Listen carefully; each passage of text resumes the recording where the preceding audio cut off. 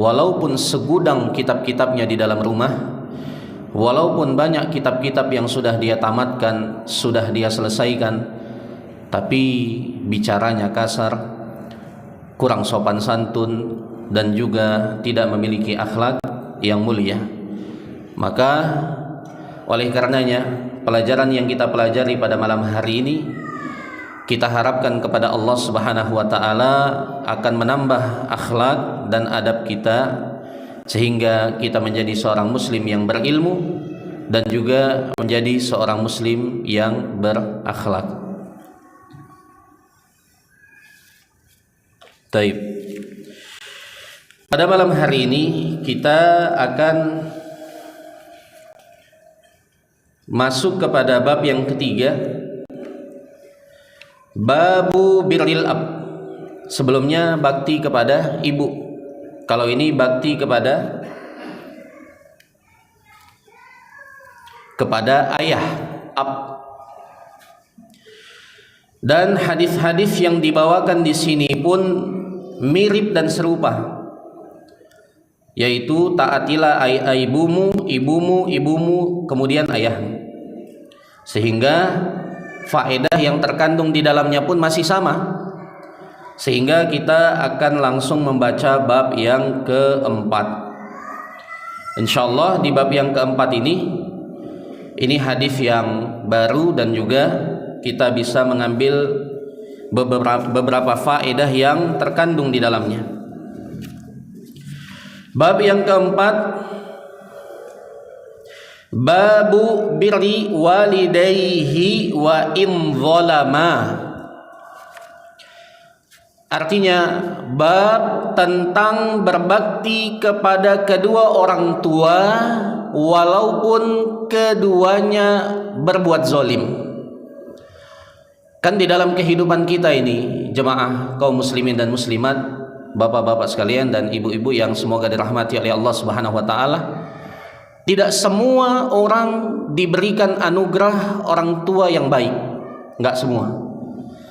Banyak di antara manusia yang Allah Subhanahu wa taala uji kehidupannya dengan mendapatkan orang tua yang zalim. Lalu bagaimana sikap kita? Apa yang harus kita lakukan di dalam menghadapinya? Apa yang diajarkan di dalam syariat tentang kedua orang tua yang berbuat zalim, sehingga kita di dalam kehidupan ini tidak salah di dalam langkah, agar kita paham bagaimana ya cara menyikapi orang tua. Ya, kamu enak, orang tuanya baik, nggak cerewet, nggak tukang minta, orang tuamu nggak suka ngatur, orang tuamu itu tidak mengurusi urusan rumah tangga. Ya, kalau saya ini diurusi urusan rumah tangga saya, kerjaan saya dipermasalahkan, kemudian dibatasi keluarnya saya, dan segala hal. Banyak kezaliman-kezaliman yang dilakukan oleh orang tua. Jadi bagaimana sikapnya? Inilah mau kita baca. Al-Imam Al-Bukhari rahimahullahu ta'ala, beliau mengatakan, haddatsana Hajjaj, telah bercerita kepada kami Hajjaj. Jadi bersambung ini riwayatnya sampai ke Nabi sallallahu alaihi wasallam. Qala haddatsana Hammad, kata Hajjaj, telah bercerita kepadaku guruku namanya Hammad. Hammad itu adalah Ibnu Salamah. Kemudian dia dapatkan hadis ini dari Sulaiman At-Taimi an Sa'id Al-Qisi. Nah, ini yang menjadi masalah. Sa'id Al-Qisi merupakan perawi hadis yang lemah, sehingga riwayat yang akan kita baca ini tidak benar datangnya dari Rasulullah. Juga tidak benar ini merupakan ucapan dari sahabat Ibnu Abbas. Tapi ini ucapan ulama, iya. Tapi kalau ucapan Nabi dengan teks yang akan kita baca ini tidak. Jadi demikianlah detailnya para ulama di dalam menjaga kemurnian agama. Sampai orang-orang yang meriwayatkan hadis pun mereka periksa kehidupannya. Mereka cari tahu, ini orangnya jujur nggak? Ini orangnya pendusta nggak? Ini orangnya suka lupa nggak? Kalau orangnya suka lupa, dhaiflah hadisnya. Kalau orangnya ini suka memalsukan hadis, maka dhaiflah hadisnya. Kalau orang ini suka menambah-nambah, atau mungkin di masa tuanya dia itu bercampur hafalannya, kan semakin tua ada jenis manusia yang semakin banyak lupanya, berarti lemah pula hadisnya. Jadi para ulama kita sangat menjaga agama ini dengan silsilatul hadis. Sa'id Al-Qisi ini periwayatannya kata para ulama adalah lemah. Dari Ibnu Abbas. Akan tetapi apa yang akan kita baca di sini, kata para ulama, hukumnya benar. Walaupun teks kalimatnya ini tidak benar, tapi hukum yang terkandung di dalamnya ini benar. Ya, benar maksudnya bisa dipakai. Kenapa bisa dipakai? Karena sesuai dengan Al-Quran dan sesuai dengan hadis Nabi Sallallahu Alaihi Wasallam. Dari Ibni Abbas, beliau berkata, "Ma min muslimin lahu walidani musliman." Tidak ada seorang muslim manapun yang dia memiliki dua orang tua yang muslim. Yusbihu ilaihima muhtasiban. Dia pergi di setiap waktu subuh menemui kedua orang tuanya dengan mengharap pahala dari Allah.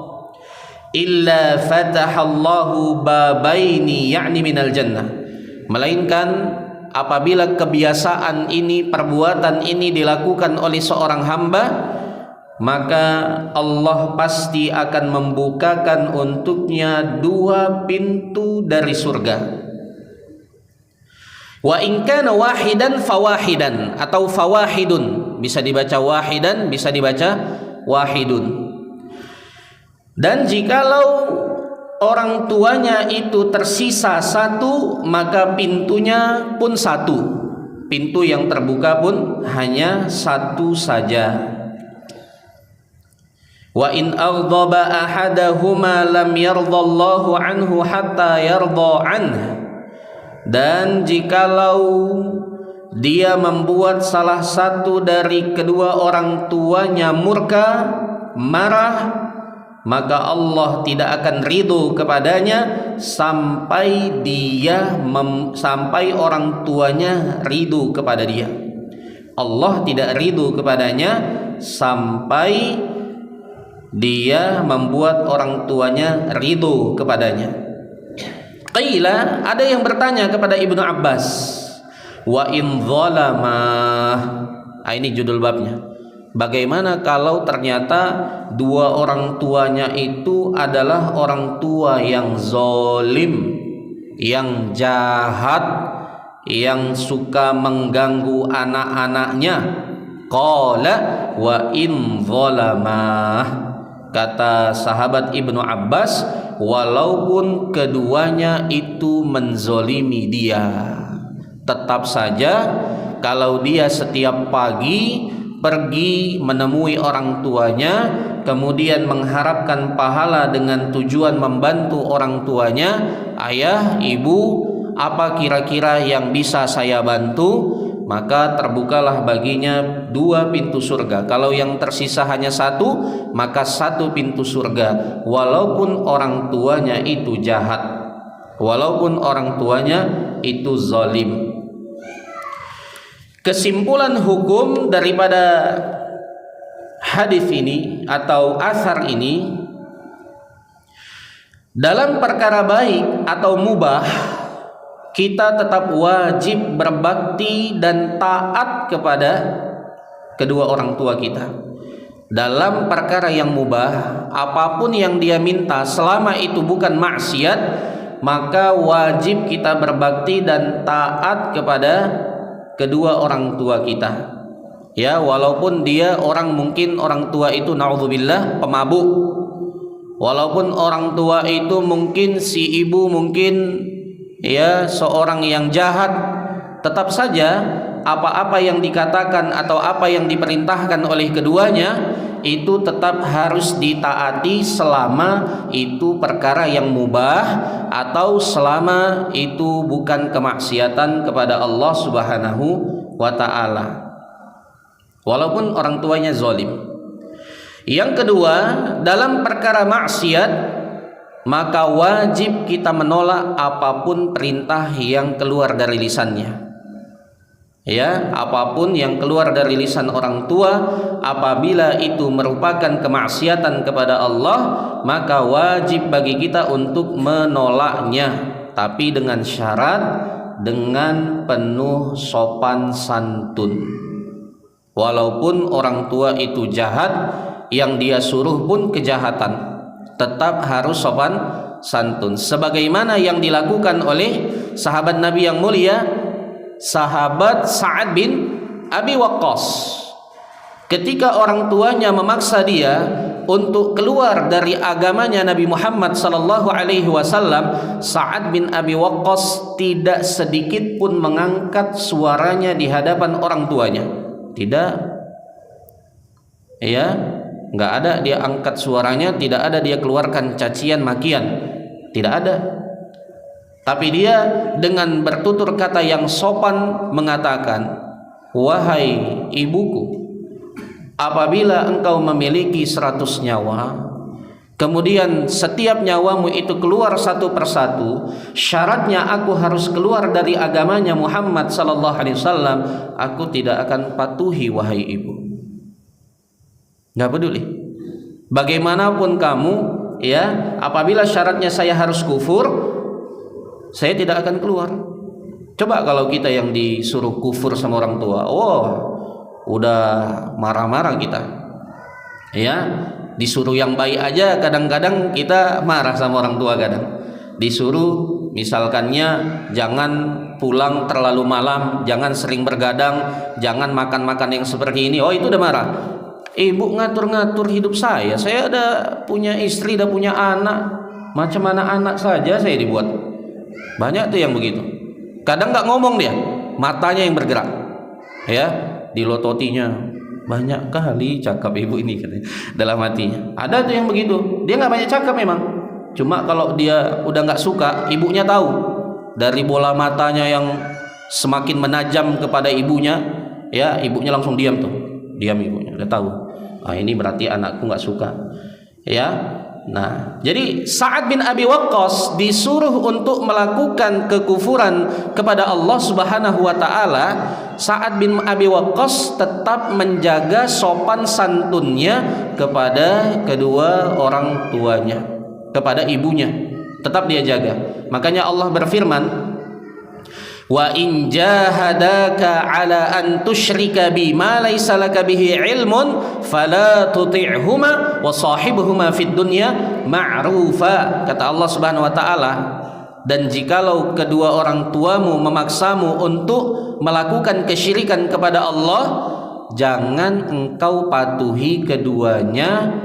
Kemudian apakah gugur sopan santun kita kepadanya? Tidak.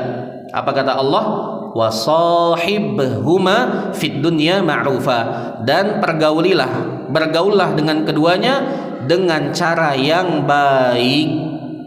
Padahal udah disuruh kufur, masih Allah Subhanahu wa taala katakan dan bergaullah dengan keduanya dengan cara yang baik. Sahibhuma fid dunya ma'rufa. Itu kalau disuruh kufur. Masih juga harus kita menjaga sopan santun kita kepada kedua orang tua kita. Bagaimana lagi kalau yang disuruh orang tua itu adalah perkara yang baik atau minimalnya perkara yang mubah. Harus lebih sopan santun lagi kita di dalam menyikapi apa-apa yang dia katakan. Jika orang tua itu, kata para ulama, jika orang tua itu, dan ini kejadian, membuang anaknya. Kita pernah waktu itu ngisi kajian kitab Al-Adabul Mufrad juga. Datang seorang anak, dia mengadukan tentang orang tuanya yang membuang dia katanya. Ini berat kali nih. Kalau kita berbuat baik sama orang tua yang baik sama kita masih bisalah. Tapi kalau orang tua yang dia membuang kita atau bahkan dia menzolimi kita, asik dipukulinya aja kita. Ya, bahkan naudzubillah ada bekas cacat di dalam tubuh kita. Nah, ini gimana ini? Yang seperti ini. Ini dibahas oleh para ulama. Yang dibahas oleh mereka tentang orang tua yang zalim, orang tua yang jahat, orang tua yang suka menyakiti anaknya. Yang pertama, statusnya tetaplah orang tua yang wajib dihormati dan kita tetap harus sopan kepadanya. Status dia tidak berubah sebagai orang tua yang wajib dihormati. Ya, tapi demi Allah ini perkaranya berat. Orang tua yang baik saja sama kita, yang tidak suka memukuli kita, yang tidak terlalu cerewet kepada kita, yang tidak terlalu suka mengatur rumah tangga kita, itu saja pun mau berbakti kepada dia, ujiannya banyak, ujiannya besar, ujiannya berat. Apa itu? Rasa bakhil terhadap harta, rasa bakhil terhadap tenaga, bakhil terhadap pikiran, bakhil terhadap waktu. Kan kita ini sifat asal kita manusia itu bakhil, pelit. Ya. Sedangkan orang tua yang baik saja untuk kita menghormatinya itu berat. Tapi semakin berat ujian yang kita hadapi, semakin besar pula pahala yang akan diberikan oleh Allah Subhanahu wa ta'ala. Yang kedua yang dibahas oleh para ulama tentang orang tua yang suka menzolimi atau membuang anaknya, ketika kita sudah sukses baru datang dia. Ya, ini anak, masya Allah anaknya waktu itu ganteng, putih, tinggi lagi orangnya, masya Allah. Sayang kali orang tua yang buang dia. Dia cerita sambil nangis. Ya, gimana Ustaz, saya setiap saat mendoakan keburukan ke orang tua saya. Jangan, saya bilang. Nggak boleh. Ya, mendoakan keburukan. Kalau saya doakan Ustaz, semoga Allah balas dia dengan sesuatu yang setimpal, jangan juga. Ya, jangan, nggak boleh. Nah, tapi bagaimana cara menghilangkan rasa sakit hati ini Ustaz? Minta tolong sama Allah. Dia bagaimanapun dia membuangmu, berlaku jahat kepadamu, jangan kau balas dengan sesuatu yang sama. Tapi saya melihat itu dari wajahnya seperti ada trauma begitu. Apalagi mungkin orang bibi yang mengurusinya itu menanamkan kebencian kepada kedua orang tuanya. Jadi sulit, benar-benar sulit, ya. Ya, nggak mesti juga kita berbakti ngasih uang apa, enggak. Jaga aja komunikasi yang baik sama dia udah cukup. Ya, kalau kita merasa dekat-dekat dengan dia hanya membangkitkan trauma masa kecil, jaga jarak. Pokoknya kita jaga komunikasi sama dia, tidak kita putuskan hubungan kekeluargaan. Sudah. Ya, yang kedua dibahas oleh para ulama, jika kita berkecukupan atau mapan, wajib membantu kebutuhan pokok mereka saja. Itu pun kalau kita orang kaya. Kalau kita orang yang berkecukupan, mungkin gaji kita di atas UMR misalkannya, ya, masih bisa atau masih lebih uang kita, dan orang tua kita itu yang jahat sama kita, yang zalim sama kita, kita berikan kepadanya uang sebatas dia bisa makan minum, gak apa-apa. Ya, itu yang dikatakan oleh para ulama, wajib kita bantu, tapi tidak kita berikan dia harta yang berlebih. Kita kasih aja dia makan dan minum. Ya, na'am. Yang ketiga yang dibahas oleh para ulama adalah menafkahi orang tua yang miskin walaupun zalim merupakan pintu kebaikan yang besar, bukan membenarkan kezalimannya. Berbuat baik kepada orang tua yang zalim merupakan pintu kebaikan yang sangat besar sekali. Semakin berat rasa kita untuk berbuat baik, maka semakin besar pahala yang disiapkan oleh Allah Subhanahu wa ta'ala. Inna 'idhamal jaza ma'a 'idhamil bala. Kata Nabi SAW di dalam hadis yang sahih, sesungguhnya besarnya balasan yang Allah berikan kepada seorang hamba itu sesuai dengan besarnya atau beratnya ujian yang dia rasakan. Semakin berat ujiannya, semakin besar pula pahala yang disiapkan oleh Allah Subhanahu wa ta'ala. Dan yang dibahas juga oleh para ulama bahwasanya anak itu tidak wajib memenuhi apa yang diminta oleh orang tuanya. Apalagi orang tuanya tadi zolim, ya. Ketika orang tua itu zolim, tidak punya jasa yang banyak kepada anaknya, maka tidak wajib orang tuanya minta belikan emas, nggak wajib dia kasih. Cukup makan 3 kali seharinya kita kasih. Tapi untuk wajib memberikan dia nafkah, apalagi dia zolim tadi, itu tidak ada kewajiban. Apa yang dia minta tidak mesti. Berarti tidak wajib dalam artian apa yang dia minta kita tidak penuhi, berarti kita tidak berdosa. Kan itu makna daripada wajib. Wajib itu dilakukan berpahala, ditinggalkan kita berdosa. Nah, tapi di dalam memenuhi kebutuhan mereka, permintaan mereka tidak wajib. Berarti tidak kita penuhi, tidaklah berdosa. Dan dinasihatkan oleh para ulama bahwasanya apabila kita dekat dengan dia itu hanya menimbulkan sakit hati, maka jaga jarak. Jaga jarak. Ketika kita melihat wajahnya timbul trauma gitu, kok sakit kali rasanya ya, jaga jarak aja. Yang penting ya silaturahmi, kita datang sesekali, kita lihat kalau dia sakit kita bantu, udah. Nggak mesti tinggal satu rumah sama kita, nggak mesti, karena Islam juga menjaga mental daripada anak-anak. Nah, kemudian bab yang kelima, babu linil kalami liwalidai, bab tentang berlemah lembut bertutur kata kepada kedua orang tua. Lin artinya lunak atau lembut. Lin artinya lunak atau lembut. Bab bertutur kata yang lembut atau lemah lembut kepada kedua orang tua. Ini bab yang kelima. Haddatsana Musaddadun qala haddatsana Ismail bin Ibrahim qala haddatsana Ziyad bin Mikhraq qala haddatsani Taisalah bin Mayyas. Al-Imam Al-Bukhari rahimahullah ta'ala berkata, telah bercerita kepada kami guru kami namanya Musaddad. Qala Musaddad berkata, telah bercerita kepada kami Ismail bin Ibrahim. Ismail bin Ibrahim berkata, telah bercerita kepada kami guru kami namanya Ziyad bin Mikhraq. Ziyad bin Mikhraq berkata, telah bercerita kepadaku Taisalah bin Mayyas. Sampai kisah ini kepada sahabat Nabi yang mulia Ibnu Umar.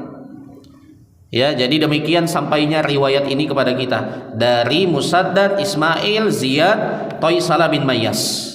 Nah, ini kisahnya Taisalah bin Mayyas. Taisalah adalah seseorang yang hidup di zamannya para sahabat.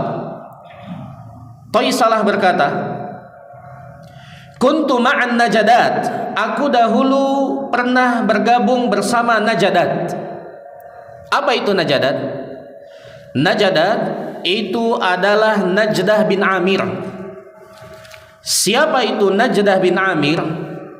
Najdah bin Amir merupakan salah satu pimpinan Khawarij. Apa itu Khawarij? Khawarij itu adalah teroris. Najdah bin Amir merupakan kelompok teroris. Taisalah bin Mayyas termasuk di antara pasukannya dahulu. Dahulu dia pernah bergabung dengan kelompok atau faksi dari Najdah bin Amir yang suka mengkafirkan pemerintah, yang suka melakukan pemberontakan kepada pemerintah yang sah. Dibahas oleh para ulama bahwasanya pemahaman Khawarij ini sangat berbahaya sekali. Mereka mengkafirkan pelaku dosa besar. Mereka suka mengkafirkan pelaku dosa besar. Bahkan pelaku dosa kecil apabila sering dilakukan dianggap mereka juga kafir, halal darahnya untuk ditumpahkan. Jadi ini paham yang sangat mengerikan sekali. Apa kata Thaisalah bin Mayyas? Fa asabtu dzunuban la araha illa minal kabair. Kata dia, aku melakukan beberapa dosa yang menurut pendapatku itu merupakan dosa-dosa besar. Menurut dia itu dosa-dosa besar. Padahal ketika ditanyakan kepada Ibnu Umar, itu ternyata bukan dosa besar. Nah, dari sini kita bisa memahami bahwasanya Thaisalah sudah terjangkiti penyakit daripada orang-orang Khawarij tadi. Sehingga dosa-dosa kecil dia kira itu dosa besar. Fadzakartu dzalika li Ibnu Umar. Kata Thaisalah bin Mayyas menceritakan kisahnya, maka aku pun bercerita tentang dosa-dosa itu kepada sahabat Nabi yang mulia Ibnu Umar. Aku ceritakan itu kepada Ibnu Umar. Kemudian di sini ada faedah. Kata para ulama, di sini ada faedah ar-ruju' ilal ulama. Pentingnya kita ketika ada masalah, ketika ada suatu permasalahan di dalam agama, merujuk kepada para ulama sebagaimana yang dilakukan oleh Thaisalah bin Mayyas. Dia bingung nih. Ini dosa bagaimana ya, bikin gelisah, ini dosa besar nih kayaknya. Bagaimana cara minta ampunnya? Bagaimana ini cara agar bisa nggak saya tobat dari ini? Jadi menurut dia itu dosa-dosa besar dan dia telah kafir gitu. Akhirnya dia pun meminta fatwa kepada Ibnu Umar dan selamatlah dia. Tapi banyak di antara kaum muslimin yang ketika dia terjangkiti pemahaman Khawarij, dia tidak bertanya dan dia tidak kembali kepada para ulama. Dan memang paham Khawarij ini adalah pemahaman yang sangat gampang untuk diterima. Kenapa? Karena terlihat memang kezoliman-kezoliman pemerintah itu kelihatan. Ya, dari hukum-hukum yang memberatkan kaum muslimin, memang benar kenyataan ada. Tapi bagaimana sikap ahli sunnah wal jamaah, bagaimana sikap yang diajarkan oleh Rasulullah kepada para sahabatnya, bagaimana sikapnya? Jadi pemahaman yang seperti ini itu sudah diwanti-wanti oleh Rasulullah. Bagaimana suatu saat nanti ya Rasulullah, apabila datang kepada kami para pemimpin yang mereka itu jahat, apa kata Rasulullah? Kata Rasulullah SAW, nanti akan datang kepada kalian suatu zaman di mana yang akan memimpin kalian itu hatinya hati setan, tubuhnya tubuh manusia, tapi hatinya setan. Kira-kira ada enggak contoh yang lebih parah, lebih jahat daripada ini? Enggak ada. Contoh yang dicontohkan oleh Rasulullah ini contoh paling dahsyat berarti. Hatinya setan, tubuhnya manusia. Tubuhnya aja manusia, tapi kalau dari segi perbuatannya itu sangat setan sekali memang. Bagaimana sikap kita? Gitu. Apa kata Rasulullah sallallahu alaihi wasallam? Bersabarlah kalian, dengarlah dan taat selama itu bukan perkara maksiat. Kata Rasulullah SAW, bersabarlah dan taat, dengarkan selama itu bukan maksiat. Selama dia bukan memerintahkan kita meninggalkan sholat 5 waktu, masih aman. Selama dia masih membolehkan kita ibadah haji dan umrah, aman. Selama kaum muslimin tidak dibantai, aman.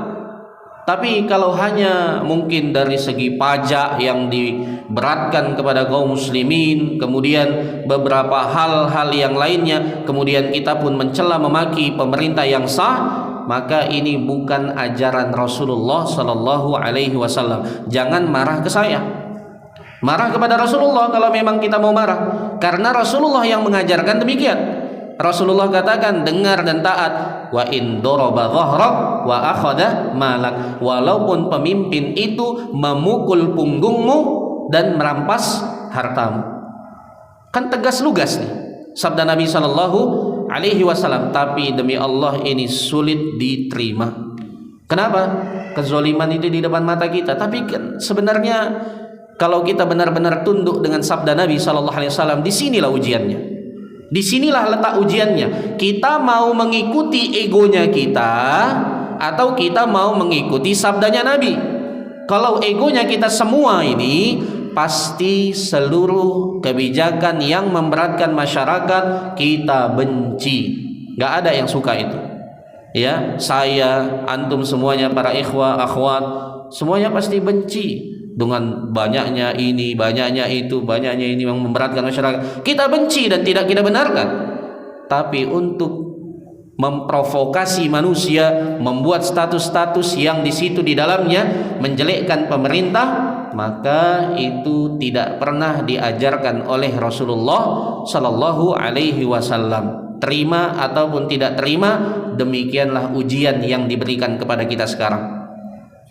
Mau mengikuti ego atau mengikuti Nabi?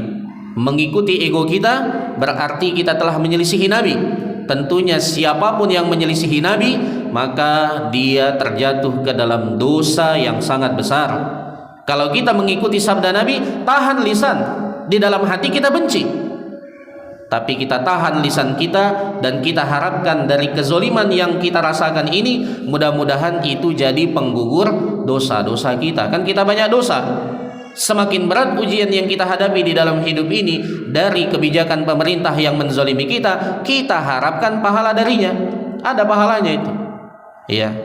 Jadi demikian yang diajarkan oleh Nabi sallallahu alaihi wasallam, dan juga dibahas oleh para ulama bahwasanya pemberontakan kepada pemerintah yang sah itu hanya akan menimbulkan kemudorotan yang lebih besar. Besar sekali kemudorotannya ketika terjadi pemberontakan kepada Al-Hajjaj bin Yusuf. Bagaimana pembantaian para ulama dia lakukan. Ya, para sahabat Nabi sudah mengingatkan, jangan kalian melakukan pemberontakan kepada Al-Hajjaj bin Yusuf. Tapi di antara mereka ada yang memprovokasi manusia untuk melakukan kudeta kepada Al-Hajjaj bin Yusuf. Akhirnya ribuan para ulama disembelih. Ya, kaum muslimin dibantai. Al-Hajjaj ini memang jahat sekali dia. Kayaknya kalau dibandingkan pemerintah kita saat ini, kayaknya nggak ada apa-apanya ini. Al-Hajjaj bin Yusuf kalau dia nggak suka sama orang, potong langsung. Kalau kita kan nggak seperti itu, paling disiksa, ditangkap, di penjara. Kalau dia nggak ada poin, tangkap, ya dia lagi nggak suka aja, potong. Nggak peduli dia, ya nggak peduli, nggak pikir panjang. Kalau Al-Hajjaj bin Yusuf, dan berapa banyak kaum muslimin yang disembelih oleh Al-Hajjaj bin Yusuf. Iya, sudah sejahat itu pun para sahabat Nabi Shallallahu Alaihi Wasallam yang masih hidup di masa itu tidak menganjurkan kaum muslimin untuk melakukan pemberontakan. Kenapa? Hilang rasa aman. Kita mau ibadah aja, mau sholat nanti susah. Kalau sudah terjadi peperangan, kita mau sholat susah, mau ibadah umrah haji susah, mau puasa pun susah, mau melaksanakan zakat pun susah, mau cari uang susah. Kalau sudah kehilangan rasa aman, ya, dan terjadi peperangan antara kaum muslimin dengan pemerintah nanti, maka akan lebih susah lagi kehidupan kaum muslimin. Pokoknya apa yang diajarkan oleh Nabi pasti ada kebaikan. Walaupun saat ini kita merasa kayaknya nggak pas ini, kayaknya saya udah tersiksa kali ini, udah dizolimi kali ini. Padahal kata Nabi tadi, walaupun dia merampas hartamu, walaupun dia memukul punggungmu. Kira-kira kita sudah dipukul belum? Kan belum ada ditangkapi satu persatu, dipukuli, belum ada. Belum sampai seperti itu. Walaupun sudah seperti itu, kata Nabi, fasbir wa ati', isma' wa ati', dengar, taat, patuh. Ya, jangan melakukan pemberontakan kepada pemerintah yang resmi. Kata Taisalah, kata Ibnu Umar, mahi, apa itu dosa-dosa yang kamu lakukan wahai Taisalah bin Mayyas? Qultu kadza wa kadza. Dia bilang ini. Qalat laisa hadhihi minal kabair.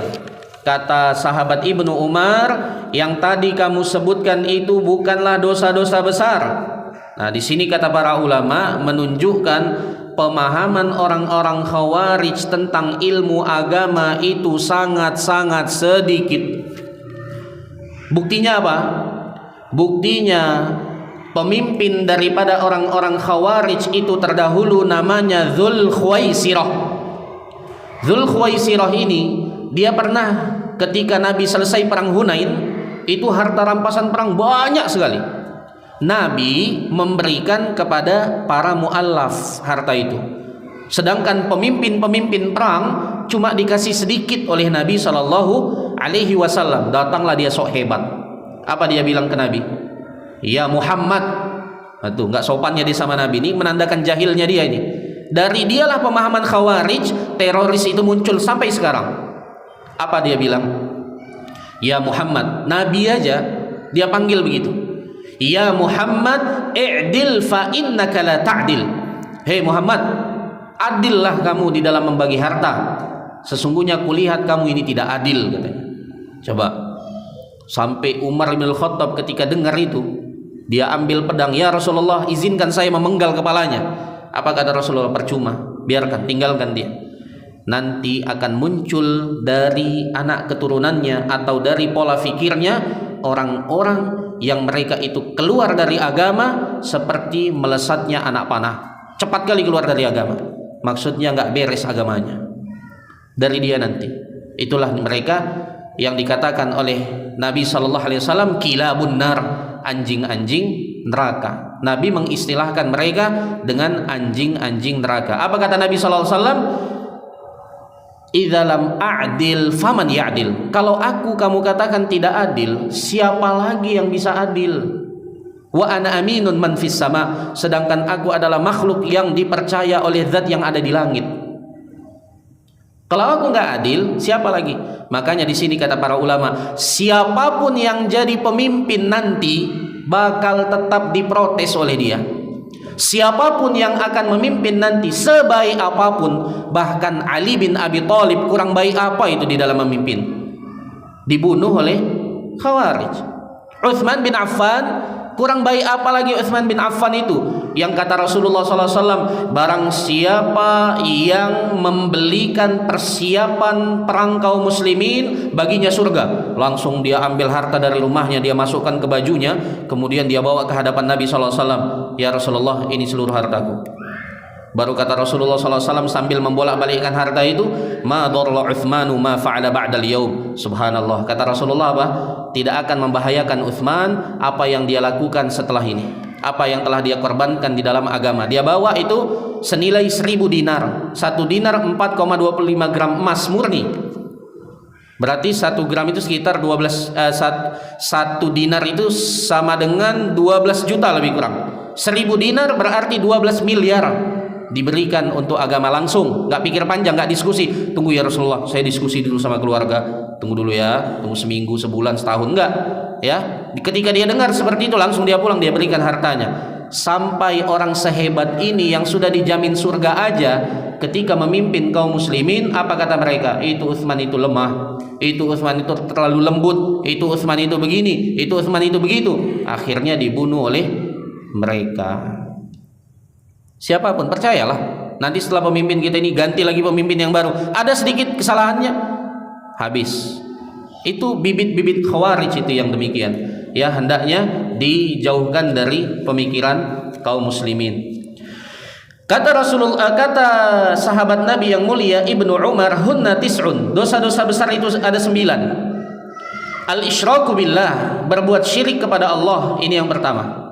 Wa qatlu nasmah, dan membunuh jiwa tanpa haknya, ini dosa besar. Wal firaru minaz zahfi, lari dari medan jihad, ini juga termasuk dosa besar. Ketika terjadi peperangan dia malah lari. Wa qadful muhsanah, dan menuduh wanita yang baik berzina. Ada wanita yang baik berzina, ada yang wanita yang baik dia tuduh berzina, maka ini dosa besar. Wa aklu riba, makan riba. Nah, ini paling sering kena kaum muslimin ini.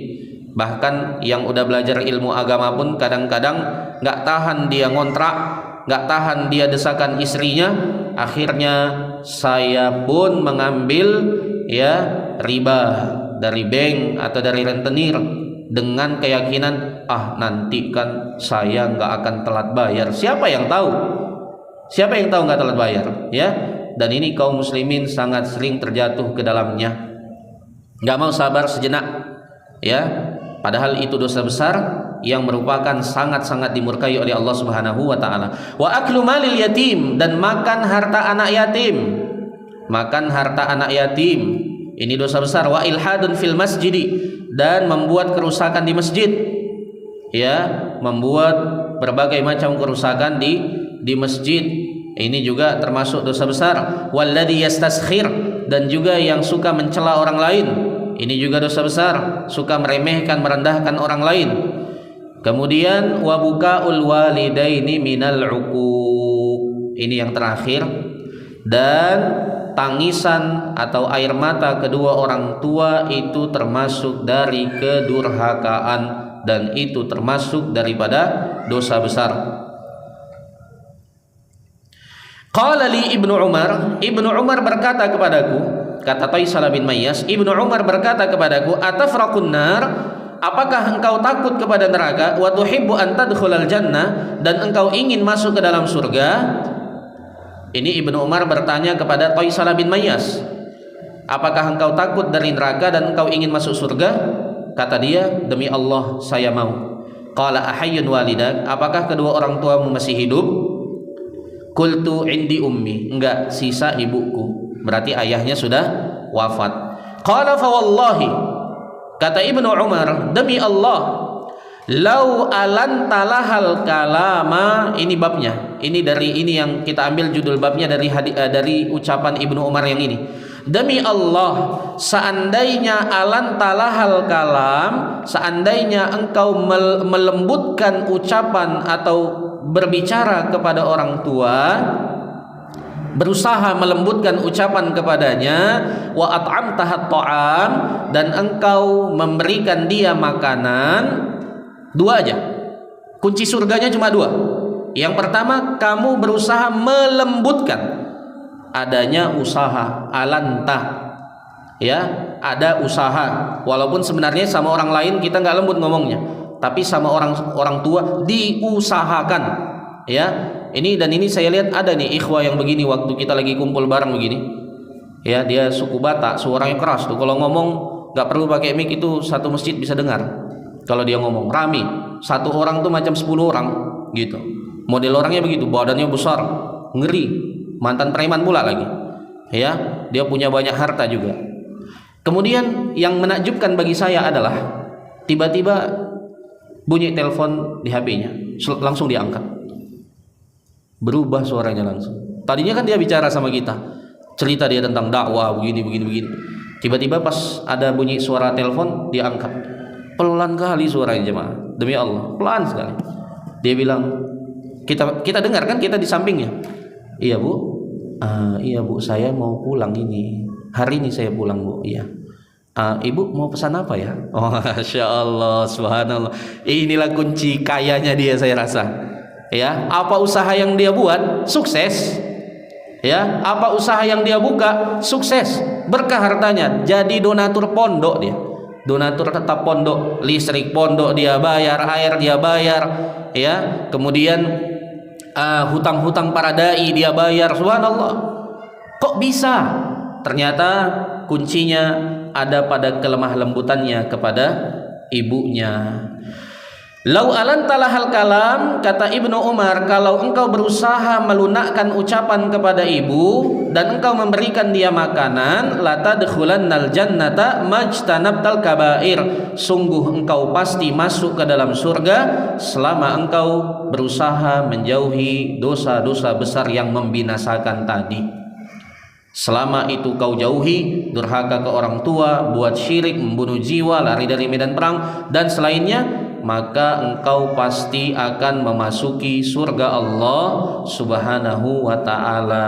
Demikianlah janji dari ucapan yang diucapkan oleh Ibnu Umar, dan ini kata para ulama ucapannya pasti dia ambil dari Rasulullah sallallahu alaihi wasallam, karena ini perkara gaib. Janji surga itu perkara gaib, ya, dan ini balasan bagi orang yang berusaha melunakkan ucapannya, berusaha memberi makan untuk orang tuanya.